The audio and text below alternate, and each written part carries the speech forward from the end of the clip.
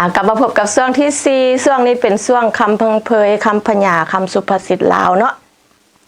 มื้อนี้สวรรค์จะได้นำเอาคำสุภาษิตลาวคำนี้สวรรค์ว่าไปใน Facebook แล้วเมื่อคืนนี้ก็ถือว่าได้รับความตอบรับหลายเนาะมีหลายคนที่ว่าเขาเจ้าเมสเสจมาหาว่าโอ้คักว่าซั่นนี่ม่วนว่าจะได้เพิ่นว่าจังซี่เพิ่นว่าอยู่คนเดียวให้ระวังความคิดเพิ่นว่าอยู่ร่วมมิตรให้ระวังวาจาเป็นคำพังเพยคำสั่งสอนแบบลาวเฮาเนาะเพิ่นว่าจังซั่นสิว่าเป็นคำสุภาษิตบ่ก็เป็นคำสุภาษิตก็บ่แม่นเนาะเป็นคำพังเพยคำสั่งสอนแบบลาวๆเนาะเพิ่นว่าอยู่คนเดียวให้ระวังความคิดเพิ่นว่าคันอยู่ร่วมมิตรให้ระวังวาจาเพิ่นว่าจังซั่นเนาะคือสวรรค์เว้าไปเมื่อคืนนี่แหละเพิ่นว่าการอยู่คนเดียวแม่นระวังความคิดอันนี้คำโบราณเพิ่นก็เว้าละมันแม่นเวลาเฮาอยู่คนเดียวนี่เฮาเหงาเด้บางเทื่อก็คิดไป108,000ประการคิดเรื่องนั้นเรื่องนี้บางเทื่อก็นอนบ่หลับเนาะว่าจังซั่นซะคันผู้ใดเป็นคนมักคิดมักที่ว่าฮู้แล้วว่าตัวเองมักเป็นคนเหงาคนเศร้าคนมักคิดพยายามอย่าอยู่คนเดียวเนาะพยายามหาแนวเฮ็ดหาแนวบีซี่ให้ตัวเองเฮ็ดว่าซั่นเฮ็ดหยังก็ได้เพื่อให้เฮาแบบบ่เหงาหันนะคันเฮาเหงาแล้วคันเฮาอยู่คนเดียวแล้วคันเฮาคิดหลายแล้วมันสิเฮ็ดให้เฮานอนบ่หลับคันนอนบ่หลับแล้วสิเฮ็ดให้เฮาเมื่อยเฮาลุกขึ้นมาก็สมองเฮาก็มันก็บ่ปลอดโปร่งร่างกายเฮามันก็บ่ดีคันแม่นเฮานอนบ่หลับเนาะว่าจังซั่นการความคิดนี่เป็นบ่ให้คิดตอนก่อนนอนเพิ่นว่าซั่นเนาะให้คิดหลังจากที่ว่าเฮานอนตื่นขึ้นมาแล้วคือเวลาตอนแลงมานี่เพิ่นว่าเวลาเฮาก่อนสิเข้านอนหั่นคันเฮาเมื่อยเฮานอนโลดเพราะว่าสมองมันเฮ็ดเวียกมาเบิดมื้อแล้วเฮายังสิไปบังคับให้มันคิดต่ออีกหั่นบ่ได้มันก็สิไปเรื่อยๆเตลิดเปิดเปิงไปเลยเฮาก็มีแต่ว่าแรงมาแล้วก็พยายามเฮ็ดจังได๋ให้เฮานอนหลับเนาะก็คือสวรรค์แนะนำเมื่อคืนนี่แหละว่าให้กินฮาดที่เด้อให้กินน้ำอุ่นน้ำซาฮ้อนเนาะก่อนสินอนหรือว่านมอุ่นหรือว่าฮาดโกโก้เนาะเฮ็ดช็อกโกแลตฮ้อนกินแล้วเฮาลองเบิ่งเนาะลองเบิ่ง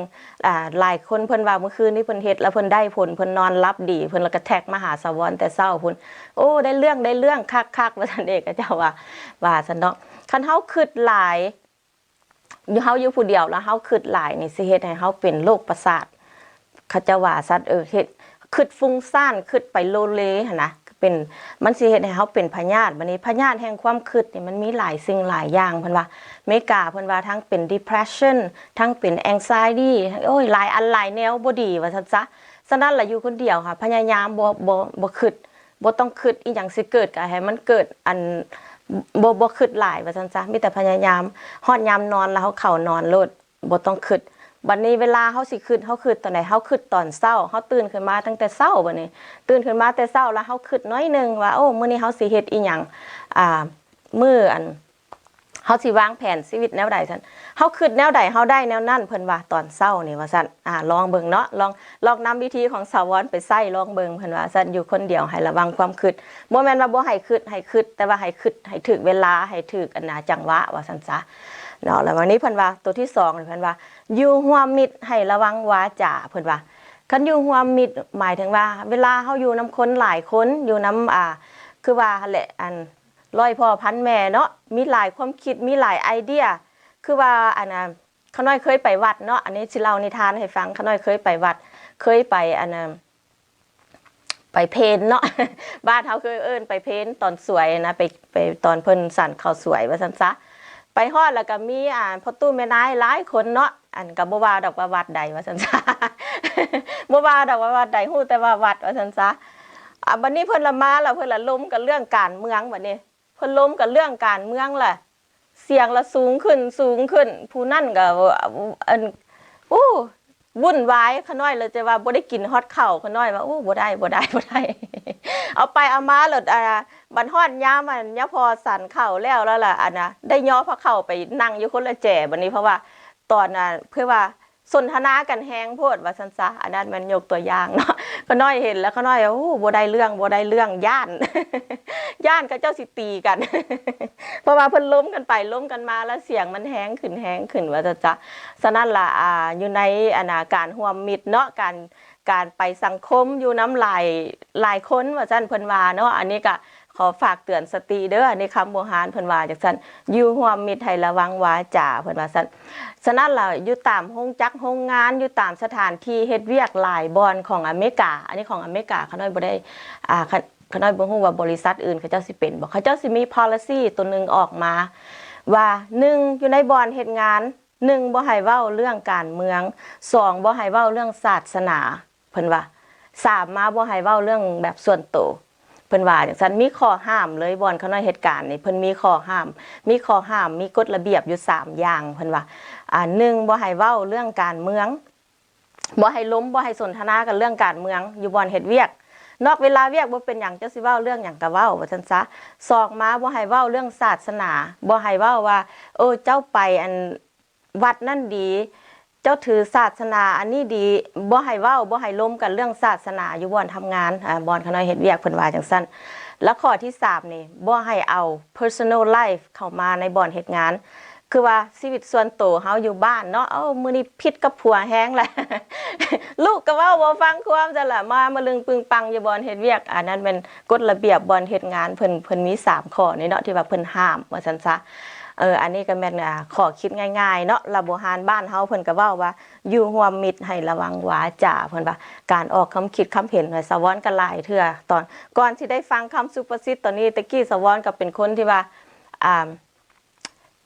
มีความคิดความเห็นตรงไปตรงมาว่าซั่นซะ คันแม่นว่าตัวเองคิดแนวใดแล้วก็เว้าโลดว่าซั่นซะอยู่ร่วมมิตรร่วมหมู่คู่หลายคนก็ได้หลังจากที่ว่าได้ฟังคำสุภาษิตนี้แล้วก็สิได้ระมัดระวังน้อยนึงวันนี้น่ะมีแต่ว่าเพิ่นว่าอยู่ร่วมมิตรให้ระวังวาจาให้ระวังคำเว้าคำว่าให้ระวังการออกคำคิดคำเห็นเนาะหลายสิ่งหลายอย่างให้ระมัดระวังเพิ่นว่าจังซั่นเพื่อหลีกเลี่ยงบ่ให้มีการผิดใจบ่ให้มีการถกเถียงกันว่าจังซั่นเนาะเพิ่นว่าอันนี้คำโบราณเพิ่นว่าจังซั่น เอาก็ฝากเนาะพอตู้แม่นายเฮาก็ได้อันน่ะคันแม่นว่าอันนั้นอยู่วัดใดที่ว่ามันมีหลายกลุ่มการเมืองแล้วก็เฮาก็พยายามฟังเนาะบ่พยายามเว้าจังหน่อยมันสิผิดใจกันจังหน่อยบัดฮอดตอนยาพอสันข้าวแล้วเพราะว่าหอบผ้าเข้าไปคนละแจ ก็น้อยเห็นแล้วอันนี้นางว่าโอ้คักแล้วเด้นี่นะว่า คักแน่คักเรียบร้อยแล้วนี่ว่าบ่ได้เรื่องเนาะเพราะว่าคันผู้ใหญ่ได้เถียงกันแล้วมันเบิ่งหน้ากันบ่ได้มันบ่คือเด็กน้อยได้เนาะ ว่าอย่างซั่นเนาะเพิ่นว่าคำโบราณคำนี้ขน้อยมักเนาะก็เลยว่าได้เก็บมาเว้าสู่กันฟังอยู่คนเดียวให้ระวังความคิดอยู่ร่วมมิตรให้ระวังวาจาเพิ่นว่าอันนี้เล็กๆน้อยๆเด้อจากสาวรได้นำมาฝากSubscribe รายการทาง YouTube เด้อผู้ใดเบิ่งทาง YouTube ก็ฝาก Subscribe ได้อยู่บนคันแม่นเฮาเข้าไป YouTube อยู่ทางขวามือมันสิเป็นแดงๆดอกอันเลียวเบิ่งทางอื่นถ้าดันดำเบิดแต่ว่ามีอันเดียวค่ะมันแดงๆตัวบอน Subscribe หันบีบเลิศ ใส่นิ้วมือบีบเลิศกดปุ่มนั้นปุ่มเดียวบ่ได้เสียเงินดอกก็คือว่าการเป็นหมู่เป็นคู่กันทาง YouTube ว่าซั่นซะคันแม่นสะวอนมีวิดีโอใหม่ๆมีหยังออกมาก็ท่านผู้ชมก็สิได้เห็นก่อนหมู่ว่าซั่นหรือว่าท่านผู้ชมทางบ้านท่านใดที่ว่าเบิ่งทางทีวีก็ขอฝากเนื้อฝากตัวเด้อพิธีกรใหม่คันว่าผู้ใดต้องการโฆษณาประชาสัมพันธ์อันใดก็ตามเนาะหรือว่าแนะนำรายการก็โทรเข้ามาได้ตามเบอร์โทรอยู่ถึงหน้าจอหั่นแหละและสะวอนก็คันแม่นรับบ่ทันก็ฝากข้อความสะวอนหักโทรกลับดอกโอเคhave a nice day เด้อเจอกันอาทิตย์หน้าสำหรับอาทิตย์นี้สบายดี